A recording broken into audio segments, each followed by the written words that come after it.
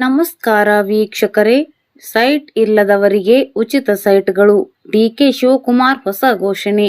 ಕರ್ನಾಟಕದಾದ್ಯಂತ ಸಾವಿರಾರು ಬೋಹಿನ ಕುಟುಂಬಗಳ ಗಮನ ಸೆಳೆದಿರುವ ಮಹತ್ವದ ಘೋಷಣೆಯಲ್ಲಿ ಮುಖ್ಯಮಂತ್ರಿ ಡಿಕೆ ಶಿವಕುಮಾರ್ ಅವರು ರಾಜ್ಯ ಸರ್ಕಾರವು ಉಚಿತ ಭೂಮಿ ಅಥವಾ ನಿವೇಶನ ವಿತರಣಾ ಯೋಜನೆಯನ್ನು ಪರಿಚಯಿಸುವ ಬಗ್ಗೆ ಯೋಚಿಸುತ್ತಿದೆ ಎಂದು ಸೂಚಿಸುತ್ತಿದ್ದಾರೆ.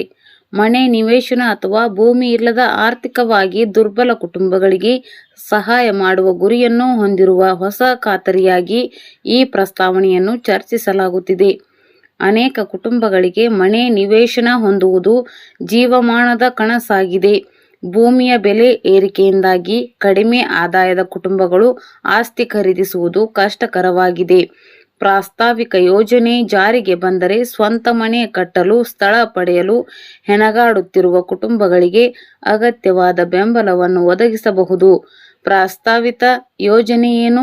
ಡಿಕೆ ಶಿವಕುಮಾರ್ ಅವರ ಪ್ರಕಾರ ಕರ್ನಾಟಕ ಸರ್ಕಾರವು ಅರ್ಹ ಫಲಾನುಭವಿಗಳಿಗೆ ಉಚಿತ ಭೂಮಿ ಅಥವಾ ನಿವೇಶನಗಳನ್ನು ಒದಗಿಸುವ ಸಾಧ್ಯತೆಯನ್ನು ಅನ್ವೇಷಿಸುತ್ತಿದೆ.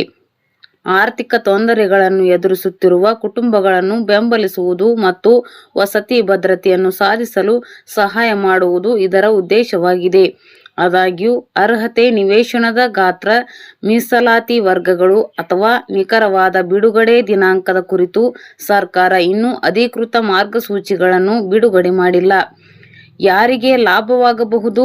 ಭೂರಹಿತ ಕುಟುಂಬಗಳು, ಆರ್ಥಿಕವಾಗಿ ದುರ್ಬಲ ವರ್ಗಗಳು, ಗ್ರಾಮೀಣ ಮತ್ತು ನಗರ ಪ್ರದೇಶದ ಬಡ ಕುಟುಂಬಗಳು, ಪರಿಶಿಷ್ಟ ಜಾತಿಗಳು, ಪರಿಶಿಷ್ಟ ಪಂಗಡಗಳು, ಇತರ ಅರ್ಹ ಹಿಂದುಳಿದ ಸಮುದಾಯಗಳು, ಶಾಶ್ವತ ಮನೆ ಇಲ್ಲದ ಕುಟುಂಬಗಳು, ಅಗತ್ಯವಿರುವ ನಿರೀಕ್ಷಿತ ದಾಖಲೆಗಳು, ಆಧಾರ್ ಕಾರ್ಡ್, ಪಡಿತರ ಚೀಟಿ, ಆದಾಯ ಪ್ರಮಾಣಪತ್ರ, ಜಾತಿ ಪ್ರಮಾಣಪತ್ರ, ನಿವಾಸ ಪ್ರಮಾಣಪತ್ರ, ಪಾಸ್ಪೋರ್ಟ್ ಗಾತ್ರದ ಛಾಯಾಚಿತ್ರ, ಮೊಬೈಲ್ ಸಂಖ್ಯೆ, ಬ್ಯಾಂಕ್ ಖಾತೆ ವಿವರಗಳು.